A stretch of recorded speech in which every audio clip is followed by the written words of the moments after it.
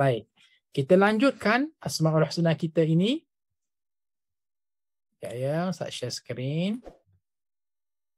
Jadi kembali kepada Asmaul Husna kita, apa dia? Iaitu sekarang hadirin sekalian, kita tengok di sini bagaimana Allah Subhanahu Wa Taala, di antara perkara yang kita kena tahu tentang Allah ni apa dia?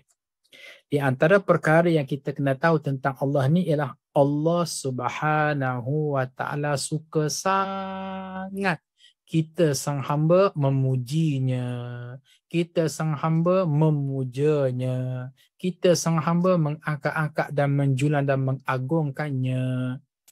Kenapa tu Ustaz? Sebab memang selayaknya Allah yang kita kena angkat, kita puja, kita kena agung.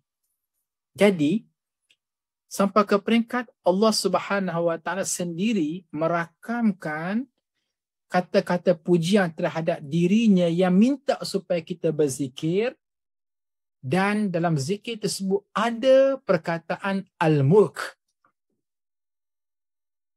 Tuan-tuan dan puan-puan, sila rujuk surah Ali Imran ayat 26 yang tertera di hadapan skrin ini.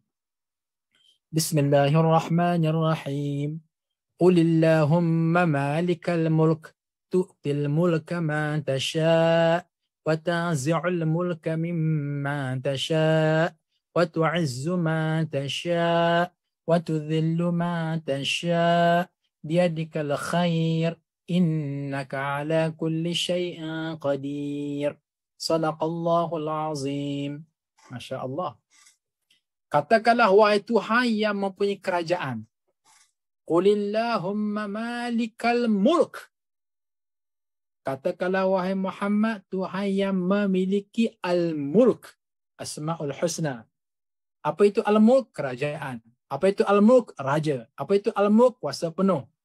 Apa itu al-mulk? Tidak ada mana-mana pihak yang boleh mengalahkan Allah. Maka Allah menyebut, Allah beri kekuasaan siapa yang Allah nak beri.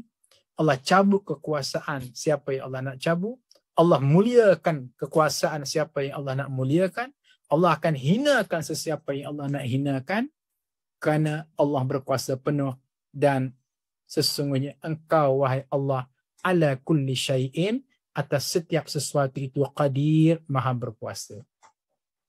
Jadi kalau Allah minta kita memuji dan memuja Allah, melantun-lantunkan Asmaul Husna dengan menyebut Al-Mulk, maka sekarang Allah kukuhkan lagi satu statement yang dirakamkan Al-Quran. Allah semacam nak kata, wahai manusia, kalau payah sangat kamu nak berzikir dengan zikir Al-Mulk, nah aku ajar satu zikir. Aku ajar kepada kamu satu zikir Al-Mulk, berzikirlah dengan zikir ini, maka Allah berkenan, para malaikat pun berkenan. Sebab itulah para hadirin, muslimin dan muslimat sekalian, memang kita dapati bagaimana orang-orang soleh, mereka menjadikan zikir ini mengiringi waktu solat mereka.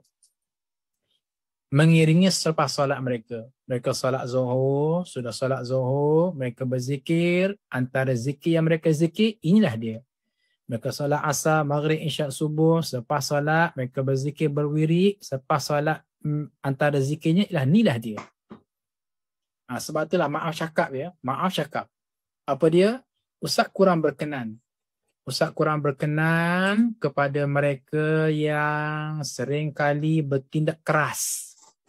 Keras macam mana? Oh, Nabi Muhammad sallallahu alaihi wasallam memberitahu kita selepas solat tak payah nak panjang-panjang berzikir.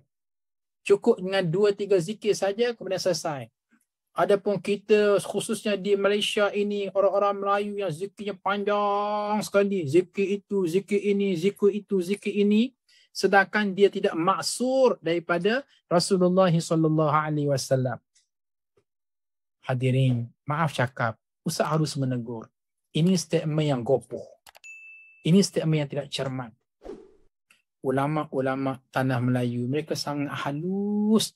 Mereka sangat cermat sekali. Mereka pun bukan nak berzikir sangat pun, kecuali Allah Subhanahu Wa Taala yang menuntut agar supaya zikir itu dilantun-lantunkan. Justru apa yang dibuat oleh para ulama ialah mereka membaca lautan ilmu yang ada di hadapan mereka. Okey, mereka baca, mereka sunting. Okey, ini boleh masuk dalam doa selepas solat. Mereka baca, mereka kaji, mereka istiqra, mereka buat kesimpulan. Oh, doa ini boleh dimasukkan, zikir ini boleh dibaca selepas solat. Termasuklah zikirnya qulillahumma malikal mulk tu'til mulka man tasha wa tanzi'ul mulka mimman tasha wa tu'izzu man tasha wa tudhillu man tasha biyadikal khair innaka ala kulli syai'in qadir. Biarpun tidak ada dalam hadis Nabi secara jelas, wahai umatku, selepas solat fardu hendaklah kamu berzikir dengan zikir ini, qulillahumma malikal mulk. Biarpun tidak ada, tetapi para ulama dengan penuh cermat, okey, ini boleh ni berzikir dengan zikir ni sebab Allah berkenan, Rasul berkenan. Maka untung sangat ke kita kalau tak berzikir dengan zikir ni? Dan rugi sangat ke kita kalau kita berzikir dengan zikir ini? Justru jangan kita cepat sangat mentabdi', membida'ahkan orang yang berzikir selepas salat dengan berbagai-bagai bentuk rupa zikir. Jadi ustaz memberikan penegasan supaya kita tidak gopoh.